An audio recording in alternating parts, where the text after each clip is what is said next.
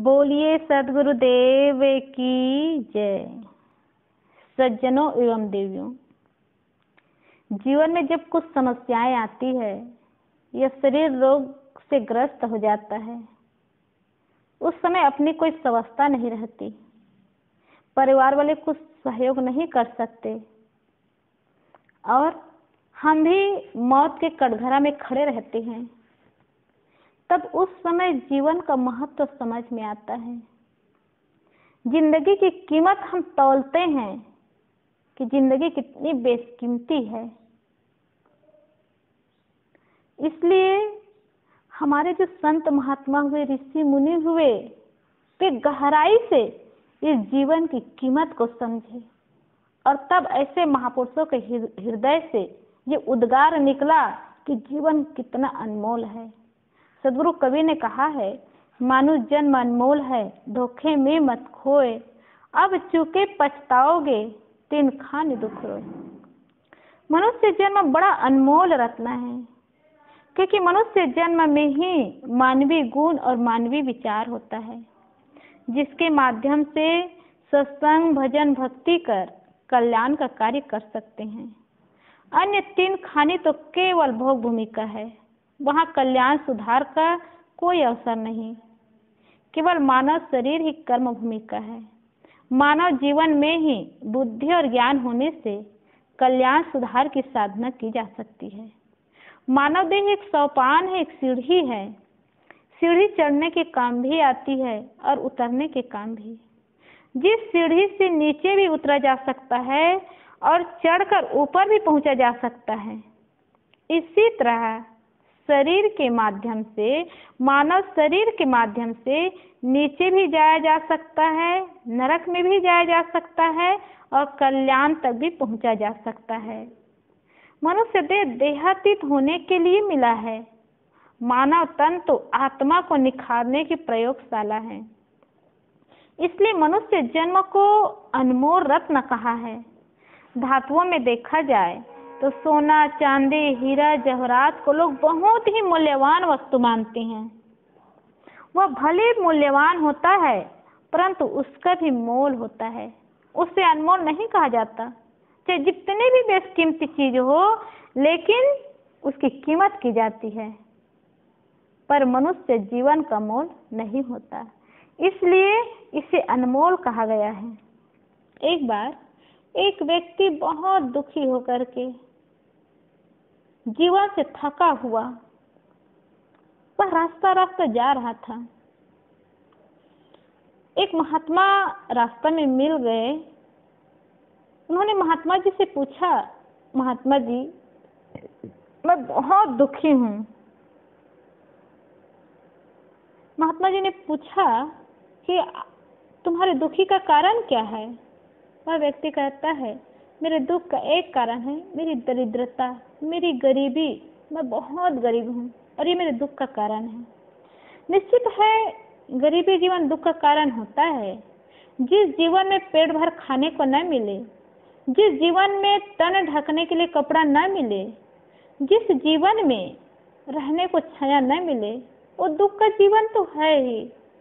लेकिन इसी जीवन में आकर के आदमी मेहनत करे, पुरुषार्थ करे, तो उसको सारी सुविधाएं मिल जाती है। क्योंकि कहते हैं, धनवान बनना बहुत कठिन नहीं, 5 साल तक खूब मेहनत करिए, आप धनवान बन जाएंगे। विद्वान बनने के लिए 10 साल तक मेहनत करिए, आप विद्वान बन जाएंगे। डॉक्टर बनने के लिए 15 साल मेहनत करिए, विद्वान बन जाएंगे। वैज्ञानिक बनने के लिए 20 साल मेहनत करिए, वैज्ञानिक बन जाएंगे। लेकिन जीव से शिव बनने के लिए, इंसान से भगवान बनने के लिए, नर से नारायण बनने के लिए जन्म जन्मांतरों तक मेहनत की आवश्यकता होती है, पुरुषार्थ की आवश्यकता होती है, साधना की आवश्यकता होती है। तब जीव से शिव, नर से नारायण बना जाता है। वह व्यक्ति दरिद्र था, गरीब था, दुखी था और इसी कारण वे बहुत दुखी रहा। महात्मा ने उनको समझाया, तुम गरीब तो नहीं दिखाई दे रहे हो, इतना सुंदर हिष्ट पुष्ट शरीर है और फिर गरीबी कैसी? व्यक्ति कहता है, महात्मा जी आप विश्वास करिए, मेरे पास खाने पीने को कुछ भी सामान नहीं है, मेरी दरिद्रता है। महात्मा ने कहा, मैं तुम्हारी सारी दरिद्रता को मिटा दूंगा। व्यक्ति कहता है कि आप बताइए मेरी दरिद्रता कैसे मिटेगी। कहा, मैं तुम्हारे शरीर को खरीद लूंगा। उन्होंने कहा, शरीर को कैसे खरीदोगे? कहा, तुम मुझे दोनों हाथ दे दो, मैं बदले में तुम्हें 2 लाख दूंगा। वह व्यक्ति कहता है, महात्मा जी दोनों हाथ दे करके 2 लाख लूं तो मुझे फायदा क्या है? नहीं दे सकता। महात्मा जी ने कहा, अच्छा हाथ नहीं दे सकते तो दोनों पैर दे दो, मैं तुम्हें 4 लाख दूंगा। व्यक्ति कहता है, महात्मा जी दोनों पैर दे करके 4 लाख लूं, मेरी विवस्ता का जीवन हो जाएगा, और विवस्ता का जीवन जी करके मैं करूंगा क्या 4 लाख रुपया लेकर के, इसलिए मैं नहीं दे सकता। महात्मा ने कहा, अच्छा दोनों हाथ नहीं दे सकते, दोनों पैर नहीं दे सकते, तो ऐसा करो अपनी दोनों आंखें दे दो, मैं तुम्हें 20 लाख रुपया दूंगा। वह व्यक्ति कहता है, 20 लाख रुपया लेकर के मैं आंख दे दूं तो दुनिया में अंधा कहलाऊंगा, और अंधा हो करके मैं जीऊंगा तो मेरा जीवन का कीमत क्या रह जाएगा, क्या वैल्यू रह जाएगी?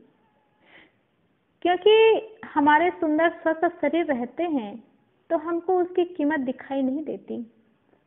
जिसके हाथ नहीं है उनके पास जाकर के पूछिए हाथ की कीमत कितनी होती है।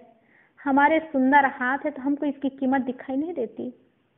जिनके पैर नहीं है उनके पास जाकर के पूछिए पैर की कीमत क्या होती है।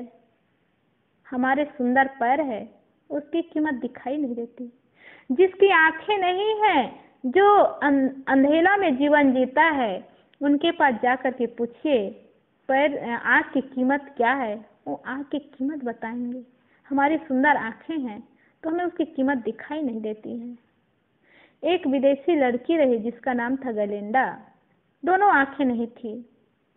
वह प्रार्थना करती भगवान से कि हे भगवान, मुझे माँ के आंचल का छाया तो दी, लेकिन माँ को देखने के लिए आंख नहीं दी। माँ की गोदी में बैठने और उनकी ममता पाने को तो दी, लेकिन माँ की गोदी को देखने के लिए आंख नहीं दी। मुझे दुनिया में भेजे तो, लेकिन दुनिया को देखने के लिए मुझे आंख नहीं दी। मैं कितना अभागी एक लड़की हूँ। वो लड़की के करुण भाव को हम समझे। उनकी आंखें नहीं है, माता की गोद को देखना चाहती है, माँ के आंचल की छाया को देखना चाहती है, दुनिया को देखना चाहती है, लेकिन देखने के लिए आंखें नहीं है। हमारी सुंदर आंखें हैं तो हमको कीमत समझ में नहीं आता।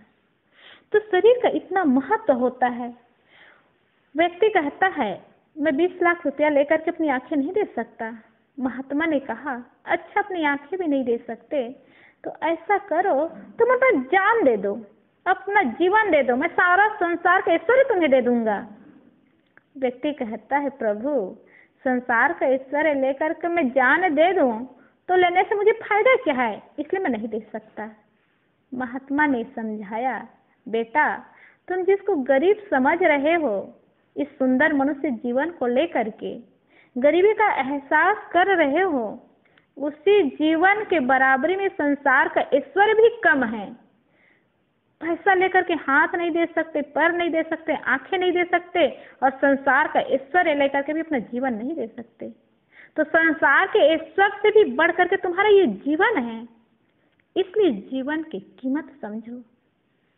वह व्यक्ति इस ज्ञान को पा करके उनको संतोष हुआ, वो हृदय से खुश हुआ कि इतना सुंदर मुझे जीवन मिला है। इस जीवन में तो मैं बहुत कुछ कर सकता हूँ और अपनी दरिद्रता मिटा सकता हूँ। तो जीवन बड़ा अनमोल रत्न है, और ऐसे जीवन को पा करके हम दुखी रहते हैं, उदास रहते हैं, ये हमारी कमजोरी है। इसलिए सदगुरु कवि ने कहा, मानव जन्म अनमोल है, इसको धोखे में नहीं खोना चाहिए। क्योंकि मनुष्य शरीर के समान चर विचर जितने भी देहधारी जीव है मनुष्य शरीर के समान नहीं है और मनुष्य जीवन बड़ा अनमोल है। इस जीवन को धोखे में नहीं बिताना चाहिए, क्योंकि हम कई बार जन्म लेकर के आए हैं और हमें इस संसार से कई बार जाना है, जन्म लेना है, जाना है, और इसी बीच में हम क्या क्या जन्म लेकर के नहीं आए। सदगुरु श्री अभिलाष शाह जी ने कहा है, कहीं नरक का कीड़ा बना, कहीं सर्प बिच्छू तन धरा, अंडज व पिंडज और उसमच खानियो जा जा जरा। कोई समय भूपति हुआ, पंडित चतुर कविवर हुआ, बहुबार सुंदर तन मिला, सुदबाम मालोजर हुआ। रोगी दरिद्री दीन दुखिया भिक्षु हो घर घर फिरा, पर जो मिला सब छूट गया, कोई न साथी था तेरा। जो मिलता है सब छूट जाता है, लेकिन कई बार हमें जन्म लेना पड़ता है, कई बार मरना पड़ता है। इसी बीच में हम गरीब बने, दीन बने, दुखी बने, राजा भी बने, विद्वान भी बने, पशु पक्षी की तरह नरक की कीड़ा में भी जन्म लेना पड़ा। तो इस तरह से हम कई बार जन्म लिए और इस संसार से कई बार गए। कई जन्मों के बाद फिर संचित कर्मों का उदय हुआ है तो मनुष्य जन्म की प्राप्ति हुई है। इसलिए इस मनुष्य जन्म की महत्ता को समझे और इसको धोखे में न बिताए। अब अगर इस जन्म से चूक गए तो हमें अंत में पछताना पड़ेगा और 3 खानियों में भटकना पड़ेगा, फिर से उसी खानियों में जाना पड़ेगा। इसलिए हमारे पास सुंदर समय है, सुंदर अवसर है। इस अवसर का लाभ उठाए और लाभ उठा करके इस मनुष्य जीवन को सफल बनाए। बोलिए सद्गुरुदेव की।